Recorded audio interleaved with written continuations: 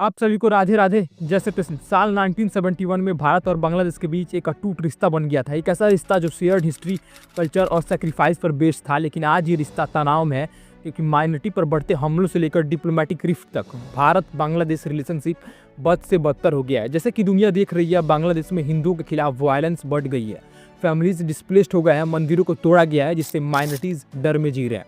इस बीच दोनों पड़ोसियों के बीच डिप्लोमेटिक टाइज हर गुजरते दिन के साथ खराब होते जा रहे हैं। क्या ये पॉलिटिकल पावर शिफ्ट का नतीजा है या फिर कोई और गंभीर मुद्दा है?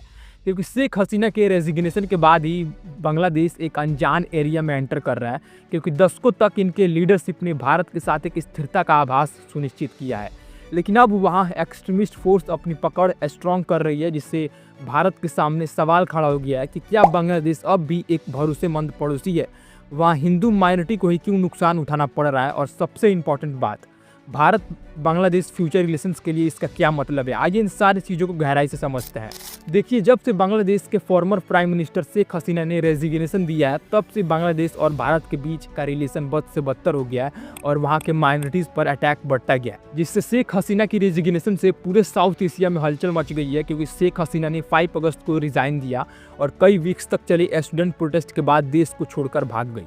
लेकिन उस स्टूडेंट प्रोटेस्ट से करीब 300 लोग मारे गए, हजारों घायल हुए और 10,000 लोगों को अरेस्ट किया गया, जिसके चलते जब शेख हसीना ने रिजाइन कर दिया, तब बांग्लादेश के army chief general Waker Uzzaman Sheikh Hasina की रेजिग्नेशन की अनाउंसमेंट करते हुए और यूनूस की इंटरिम गवर्नमेंट के गठन को कंफर्म करते हुए कहा, मैं आप सभी से वादा करता हूं कि हम न्याय लाएंगे। अथॉरिटीज़ को एक ट्रांसपेरेंट और इंडिपेंडेंस जस्टिस मैकेनिज्म को इम्प्लीमेंट करने को प्राथमिकता देनी चाहिए और सभी पॉलिटिकल प्रिजनर्स को तुरंत रिहा कर देना चाहिए। इसमें बिना किसी संपर्क के हिरासत में रखे गए लोग भी शामिल हैं, और ऐसा हुआ भी। बांग्लादेश में मोहम्मद यूनुस की इंटरिम गवर्नमेंट फॉर्म्ड हुआ और कई सारे पॉलिटिकल प्रिजनर्स को रिहा किया गया हसीना के रिजाइन के बाद।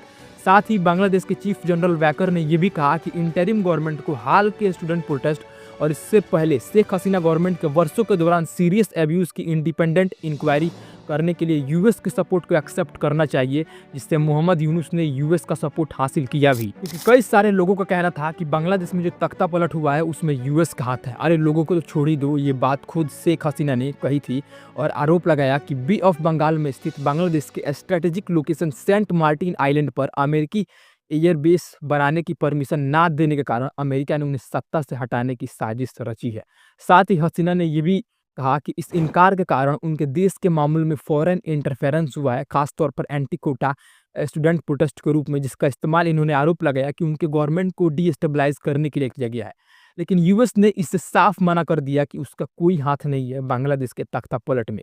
अब देखा जाए तो ह्यूमन राइट वॉच की deputy Asia director Meenakshi Ganguly ने कहा कि लगभग 15 सालों से बढ़ते तानाशाही के बाद शेख हसीना का इस्तीफा बांग्लादेश में अकाउंटेबिलिटी और डेमोक्रेटिक रिफॉर्म की नई उम्मीद लेकर आया है, जिससे इंटरिम गवर्नमेंट को विक्टिम के लिए जस्टिस इंश्योर करने के लिए इंडिपेंडेंस इंस्टीट्यूशंस के साथ मिलकर बांग्लादेश को रूल ऑफ लॉ की ओर ले जाने के लिए इस अपॉर्चुनिटी का फायदा उठाना चाहिए। लेकिन ये सब चीज़ करने के बजाय मोहम्मद यूनुस कर क्या रहा है, क्रिमिनल और एंटी नेशनल एक्टिविटीज़ में फंसाकर इस्कॉन स्पिरिचुअल लीडर को अरेस्ट करवा रहा है। वहाँ पर कई सारे इस्कॉन के टेम्पल्स और उसके सेंटर्स फोर्सेबली शट डाउन हो रहे हैं। इस्कॉन टेम्पल को तोड़ा जा रहा है और उसमें आग लगाया जा रहा है। खैर, इसके बारे में आगे डिटेल में बात करेंगे। फिलहाल तो शेख हसीना और उनके प्रो इंडिया पॉलिसीज के बारे में समझते हैं। Former prime minister Sheikh Hasina का रेजिग्नेशन जुलाई की शुरुआत में शुरू हुए स्टूडेंट प्रोटेस्ट का क्लिमिनेशन था, क्योंकि जब बांग्लादेश के हाई कोर्ट जॉब कोटा को फिर से रीस्टेबलाइज करता है, जिसके तहत ये बांग्लादेश लिबरेशन वॉर में फ्रीडम फाइटर के बच्चे और पोते पोती यानी चिल्ड्रन और ग्रैंड चिल्ड्रन के लिए सिविल सर्विस पोस्ट का 30% रिजर्व करता है। क्योंकि बांग्लादेश में रिजर्वेशन सिस्टम के तहत 56% गवर्नमेंट जॉब्स के लिए रिजर्व्ड है। इसमें से 30% रिजर्वेशन साल 1971 के बांग्लादेश लिबरेशन वॉर के फ्रीडम फाइटर के चिल्ड्रन और ग्रैंड चिल्ड्रन के लिए रिजर्व है। तो वहीं 10% रिजर्वेशन बैकवर्ड एडमिनिस्ट्रेटिव डिस्ट्रिक्ट के लिए और 10% महिलाओं के लिए रिजर्वेशन रिजर्व है। इसके अलावा 5% रिजर्वेशन एथनिक माइनॉरिटी ग्रुप के लिए और 1% डिसेबल्ड लोगों के लिए रिजर्व है। लेकिन उतना कुछ होने के बावजूद वहाँ के स्टूडेंट इसको लेकर प्रोटेस्ट क्यों किए? तो वो इसलिए क्योंकि इन सभी रिजर्वेशन सिस्टम में कंट्रोवर्सी उस 30% रिजर्वेशन को लेकर था, जो बांग्लादेश लिबरेशन वॉर के फ्रीडम फाइटर के चिल्ड्रन और ग्रैंड चिल्ड्रन को दिया जा रहा था। क्योंकि वहाँ के स्टूडेंट का कहना था गवर्नमेंट उन लोगों को रिजर्वेशन देने के पक्ष में है जो शेख हसीना के गवर्नमेंट को सपोर्ट करते हैं। साथ ही स्टूडेंट का ये भी कहना था कि मेरिट के आधार पर गवर्नमेंट जॉब्स नहीं दी जा रही है, जिसकी वजह से ये प्रोटेस्ट शुरू तो गवर्नमेंट जॉब्स के लिए रीएस्टेबलाइज कोटा सिस्टम के रिस्पॉन्स में हुआ, लेकिन गवर्नमेंट के वायलेंट रिस्पॉन्स, जिसमें स्टूडेंट को मारना, उनको रजाकस बोलने के कारण ये पूरे बांग्लादेश में फैल गया, जिसके परिणाम स्वरूप हालात बद से बदतर होने लगे। शेख हसीना को देश छोड़ने के लिए अल्टीमेटम दिया गया और फाइनली शेख हसीना ने देश छोड़ दिया और वहां से भागकर भारत आ गई। और जब ये रिजाइन दे दी तब वहां पर हिंदुओं पर अटैक होना शुरू हुआ। कई मंदिरों को तोड़ा गया, जलाया गया, जिसके कई सारे रिपोर्ट्स, फोटोज, वीडियोज इंटरनेट पर अवेलेबल है, आप देख सकते हैं। इसके बाद मोहम्मद यूनुस ने वहां पर अपना इंटरिम गवर्नमेंट फॉर्म किया, लेकिन इसके इंटरिम गवर्नमेंट फॉर्म होने के बावजूद भी ऐसी खबरें आने लगी कि अभी भी बांग्लादेश में माइनॉरिटीज सेफ नहीं है, जिसके चलते भारत बोलने लगा कि बांग्लादेश को वहां के माइनॉरिटीज की सेफ्टी इंश्योर करना चाहिए, जिसके रिस्पॉन्स में बांग्लादेश कहने लगा कि भारत जो है वो माइनॉरिटीज के खिलाफ वायलेंस को बढ़ा चढ़ाकर बता रहा है और बांग्लादेश के नई गवर्नमेंट को कमजोर समझ रहा है। यानी भारत जो है वो हमारे बीच में दखल अंदाजी कर रहा है। और ये भी सही है, क्योंकि देखा जाए तो किसी भी कंट्री का कोई अधिकार नहीं बनता है कि वो दूसरे कंट्री में इंटरफेयर करे। लेकिन अब चूंकि भारत जो है वो नॉन वायलेंस की बात करता है और वसुधैव कुटुंबकम की बात करता है, यानी संपूर्ण विश्व को अपना परिवार मानता है, तो इसके चलते ये बार बार बोलते रहता है कि बांग्लादेश को वहाँ के माइनॉरिटीज की सेफ्टी इंश्योर करना चाहिए। लेकिन बांग्लादेश को लगता है कि भारत जो है वो हमारे में दखल अंदाजी कर रहा है। अब हाल के इस रिपोर्ट को देखिए, जिसमें बांग्लादेश के एक हिंदू लीडर यानी बांग्लादेश नेशनलिस्ट पार्टी के स्टैंडिंग कमेटी के मेंबर गायस्वर चंद्र रॉय ने 10 दिसंबर को कहा कि देश की जनता इतनी समझदार है कि उसको पता है कि कौन किस काम के लिए सक्षम है, इसके लिए उन्हें बाहर से सलाह लेने की जरूरत नहीं है। और ये बात इन्होंने तब कहा जब ये वीएनपी के फाउंडर जियाउर रहमान के कब्र पर श्रद्धांजलि अर्पित करने गए थे, जहां इनसे भारत के साथ बांग्लादेश के रिलेशन पर सवाल किए गए।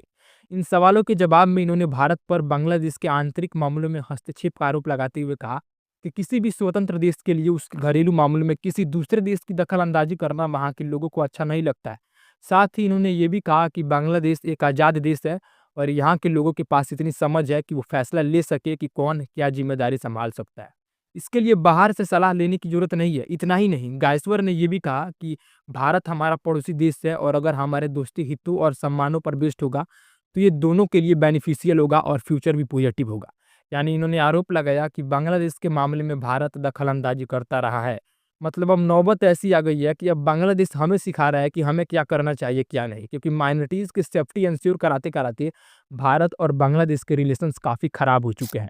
लेकिन एक समय पर इसी भारत और बांग्लादेश के रिलेशन काफ़ी अच्छे थे, क्योंकि भारत का बांग्लादेश लिबरेशन में रोल रहा है, जिसमें 1971 में बांग्लादेश का इंडिपेंडेंस स्ट्रगल के दौरान भारत और बांग्लादेश के बीच रिलेशन स्ट्रांग हुए। क्योंकि जब ईस्ट पाकिस्तान वेस्ट पाकिस्तान यानी अब के पाकिस्तान का ऑपरेसिव पॉलिसी से लिबरेशन चाहता था, तब भारत ने महत्वपूर्ण पॉलिटिकल, मिलिट्री और ह्यूमैनिटेरियन सपोर्ट प्रोवाइड की। साथ ही भारत ने पाकिस्तान आर्मी द्वारा किए गए जेनोसाइड से भागकर आए 10 मिलियन रिफ्यूजी का वेलकम किया और भारतीय आर्म्ड फोर्सेस ने मुक्ति वाहिनी यानी बांग्लादेशी फ्रीडम फाइटर के साथ मिलकर ज्वाइंट ऑपरेशन शुरू किया। इसके परिणाम स्वरूप अंततः 16 दिसंबर 1971 को पाकिस्तानी आर्मी की हार हुई और बांग्लादेश का फॉर्मेशन हुआ। और उस युद्ध में इंडियन सोल्जर के सैक्रिफाइस ने दोनों देशों के बीच में डीप इमोशनल बॉन्ड क्रिएट किया, क्योंकि भारत ने बांग्लादेश के लिबरेशन में एक सिग्निफिकेंट रोल प्ले किया है, जिसमें इसके लिबरेशन के बाद भारत ने बांग्लादेश के पुनर्निर्माण में महत्वपूर्ण भूमिका निभाई और बांग्लादेश को एक इंडिपेंडेंट स्टेट के रूप में मानने वाला ये पहले देश में से एक बन गया, जिसमें इस सपोर्ट ने दोनों के बीच के लॉन्ग टर्म पार्टनरशिप की नींव रखी, जिसको शेख हसीना ने बखूबी निभाया। जिसमें शेख हसीना ने भारत के साथ कोऑपरेटिव और कंस्ट्रक्टिव रिलेशनशिप बनाए रखी, जिसमें म्यूचुअल इकोनॉमिक ग्रोथ और रीजनल स्टेबिलिटी पर फोकस किया गया है, क्योंकि इनके टेन्यूर में दोनों देशों के बीच अनप्रेसिडेंटेड लेवल की भागीदारी देखी गई है। इनके लीडरशिप भारत और बांग्लादेश में बायलैटरल ट्रेड को बढ़ाने के उद्देश्य से कई ट्रेड एग्रीमेंट पर साइन किया है, जो कि भारत बांग्लादेश के सबसे बड़े ट्रेडिंग पार्टनर्स में से एक है। और हसीना की पॉलिसीज ने टैरिफ को कम करने और क्रॉस बॉर्डर लॉजिस्टिक में सुधार जैसे उपायों के थ्रू ट्रेड को स्मूथ बनाने में मदद की है। साथ ही शेख हसीना के लीडरशिप ने भारत के साथ दशकों पुरानी लैंड बाउंड डिस्प्यूट को सुलझाने में सिग्निफिकेंट रोल निभाई है, जिसके कारण इस समझौते के तहत 162 बस्तियों को एक्सचेंज की परमिशन दी गई, इसमें बॉर्डर के दोनों ओर के हजारों लोगों को बेनिफिट हुआ। इसके अलावा शेख हसीना की ऐसी कई सारे प्रो इंडिया पॉलिसीज है, जिसने उनके टेन्यूर के दौरान भारत और बांग्लादेश के बीच के रिलेशन को काफ़ी स्ट्रॉन्ग रखा था। लेकिन इनके रेजिग्नेशन और मोहम्मद यूनुस के इंटरिम गवर्नमेंट के बाद से ये रिलेशन काफ़ी खराब हो गया है। अब चलिए बांग्लादेश में हिंदूज पर रिसेंट अटैक को समझते हैं। देखिए, हाल ही में जो हिंदू पर अटैक को लेकर फिर से विवाद शुरू हुआ है, वो बांग्लादेश में हिंदू मॉन्क चिन्मय कृष्ण दास की गिरफ्तारी की वजह से हुआ है। लेकिन ये चिन्मय कृष्ण दास है कौन? तो चिन्मय कृष्णदास जिन्हें चंदन कुमार धर के नाम से भी जाना जाता है, वो बांग्लादेश में वैष्णव के लिए एक प्रमुख केंद्र चटगांव में पुंडरिक धाम को लीड करने वाले एक साधु है, जो बांग्लादेश सम्मिलिता सनातनी जागरण जो थे एक सनातनी ऑर्गेनाइजेशन के स्पोक पर्सन भी है, जो हाल ही में अरेस्ट होने से पहले इस्कॉन के मेंबर भी थे, जिनके बांग्लादेश में काफ़ी सपोर्टर है, क्योंकि ये रेगुलरली रिलीजियस माइनॉरिटीज़ के राइट्स की वकालत करते रहे हैं। और 5 अगस्त 2024 को हसीना की गवर्नमेंट के गिरने के बाद इन्होंने विशेष ध्यान आकर्षित किया है। और इस महीने की शुरुआत में एक प्रेस कॉन्फ्रेंस में इन्होंने आरोप लगाया था कि नोबेल पीस प्राइज विजेता प्रोफेसर मोहम्मद यूनुस के लीडरशिप वाली इंटरिम गवर्नमेंट बांग्लादेश में हिंदू पर कम से कम 3000 अटैक्स को रोकने में फेल रही है। इसके अलावा चिन्मय कृष्णदास ने बांग्लादेश में हिंदुओं के लिए 8 पॉइंट लिस्ट को इम्प्लीमेंट करने की डिमांड की, जिसमें माइनॉरिटीज प्रोसिक्यूशन के मामले में जल्दी सुनवाई के लिए एक स्पेशल ट्रिब्यूनल की establishment, enactment of minority protection law, minority affairs के लिए एक मिनिस्ट्री का creation, law to recover and protect temple property और वेस्टेड प्रॉपर्टी एक्ट को लागू करना, prayers rooms in education institutions, modernisation in Sanskrit और पाली एजुकेशन बोर्ड और बंगाली हिंदुओं के लिए एक महत्वपूर्ण फेस्टिवल दुर्गा पूजा के लिए 5 दिनों की सार्वजनिक छुट्टी शामिल है। लेकिन इन सब के बीच ढाका मेट्रोपॉलिटन पुलिस ने 25 नवंबर को चिन्मय कृष्णदास को अरेस्ट कर लिया। क्यों अरेस्ट कर लिया? क्योंकि ढाका पुलिस के अकॉर्डिंग श्री दास को तब अरेस्ट किया गया था जब चटगांव के फॉर्मर वीएनपी लीडर फिरोज खान ने इनके खिलाफ कंप्लेंट फाइल की, यानी केस दर्ज कराए, जिसमें आरोप लगाया गया कि इन्होंने और कुछ अन्य लोगों ने चटगांव में 25 अक्टूबर को हिंदू कम्युनिटी द्वारा आयोजित एक रैली के दौरान बांग्लादेश के नेशनल फ्लैग का इंसल्ट किया था। इसलिए इनको अरेस्ट कर लिया गया, जिसमें इनके अरेस्ट के बाद हिंदुओं पर अटैक को लेकर विवाद और बढ़ गया। लेकिन ये सब चल ही रहा होता है, तब तक एक और न्यूज सामने आ जाता है इससे रिलेटेड। इसमें बताया जाता है कि फ्राइडे 6 दिसंबर को मिस्क्रिएंट्स द्वारा एक और international society for Krishna consciousness ISKCON मंदिर में तोड़फोड़ की गई और आग लगा दी गई। अकॉर्डिंग टू सोर्सेस, जो टारगेट टेम्पल था वो इस्कॉन नामाठा मंदिर द्वारा मैनेज किया जा रहा था। हालांकि इसमें कोई इंजरी नहीं हुआ, लेकिन इस लेटेस्ट न्यूज ने बांग्लादेश में हिंदू माइनॉरिटीज को निशाना बनाकर किए गए एक और हमले को दर्शाया, जिसमें इस इंसिडेंट की पुष्टि कोलकाता इस्कॉन के वीपी राधा रमन दास ने अपने एक्स अकाउंट पर की, जिसमें राधा रमन के अकॉर्डिंग मंदिर के अंदर मौजूद देवी देवताओं की मूर्तियों और अन्य सामानों को बुरी तरह से जलाकर राख कर दिया गया, जिसके कारण बांग्लादेश में हिंदुओं पर हो रहे अत्याचार के विरोध में भारत में आक्रोश बढ़ता जा रहा है। क्योंकि 8 दिसंबर को कश्मीर से कोलकाता तक लोगों ने जगह जगह प्रोटेस्ट किया, रैलियां निकाली और पुतले फूके। बंगाल में कोलकाता समेत कई जगह पर प्रोटेस्ट हुए। न्यू दिल्ली में भी सैकड़ों लोगों ने बांग्लादेश में हिंदू पर हो रहे अत्याचार के खिलाफ प्रोटेस्ट किया। यहाँ तक कि कनाडा में इसके खिलाफ प्रोटेस्ट किया गया। मतलब हमारे देश के कई हिस्सों और कई सारे अलग अलग देश में भी बांग्लादेश में हिंदुओं पर हो रहे अत्याचार के खिलाफ प्रोटेस्ट किया गया है। क्योंकि बांग्लादेश में जो माइनॉरिटी के खिलाफ सिचुएशन है वो ना केवल एक रीजनल क्राइसिस है, बल्कि ये ग्लोबल इम्प्लीकेशन के साथ एक ह्यूमैनिटेरियन डिजास्टर है। क्योंकि जेनोसाइड्स ह्यूमैनिटी के खिलाफ एक क्राइम है, तो इसलिए इंटरफियर करना, प्रोटेक्ट करना और आगे के एट्रोसाइड्स को रोकना इंटरनेशनल कम्युनिटी की रिस्पॉन्सिबिलिटी है। अब इसी के साथ ये वीडियो होता है खत्म। अगर आपको अच्छा लगा हो तो अपने दोस्तों के साथ शेयर कीजिए। मिलता है किसी नेक्स्ट वीडियो में, तब तक के लिए राधे राधे, जय श्री कृष्ण।